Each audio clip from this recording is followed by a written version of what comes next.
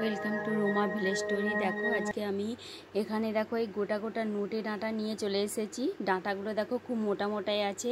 দেখো এইটা দিয়ে আজকে কি বানাবো পুরো ভিডিওটা তোমরা দেখতে থাকো। দেখো এখানে আমি ডাঁটাগুলো কেটে নিয়েছি। ডাঁটাগুলোর নিচে যে শিকড়ের মতন ওইগুলো সাদা সাদা দেখো এখানে নিয়েছি কুমড়ো, আলু, আর এখানে নিয়েছি দেখো এটা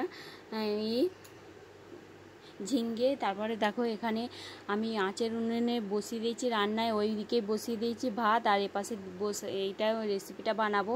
প্রথমে আমি ঝিঙ্গেগুলো ভেজে নেবো ভালো করে। তারপরে ঝিঙ্গে ভাজা হয়ে গেলে ওর মধ্যে আমি কুমড়োগুলোকেও হালকা করে ভেজে নেবো।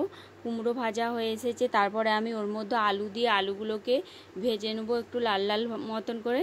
তারপরে ওই কেটে রাখা আমার নোটের শাকগুলোকে ওর মধ্যে দিয়ে আমি একটু ভাজা ভাজা করে নেব। এইরকমভাবে নোটে শাকের রেসিপি বানালে খুবই সুন্দর লাগে, খেতে ভালো লাগে।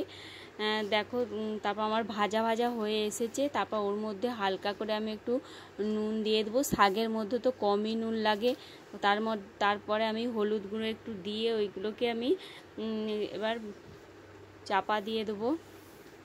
তো হালকা জল দিয়ে আমি একটু চাপা দিয়ে দেবো, এটা হালকাভাবে সেদ্ধ হবে।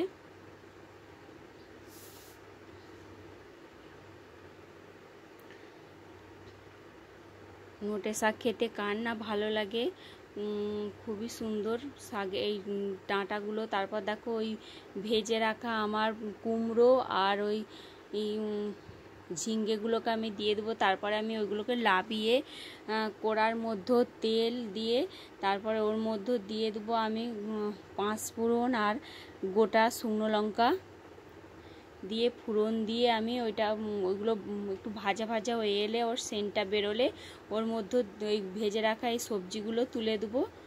দিয়ে আমি একটু অল্প জল দেবো, দিয়ে উপর থেকে চিনি সরিয়ে দেবো। একটু মিষ্টি মিষ্টি লাগলে শাকের তরকারিটা খেতে খুবই ভালো লাগে। দেখো আমার শাকের এই তরকারিটা হয়ে এসেছে। দেখো এরকম করে বানালে খুবই সুন্দর লাগবে। যদি ভালো লেগে থাকে তো একটা লাইক করো, কমেন্ট করো, সাবস্ক্রাইব করো, আমাদের পাশে থেকো। ভিডিওটা দেখার জন্য অসংখ্য ধন্যবাদ। আমি ভিডিওটা এখানেই শেষ করলাম।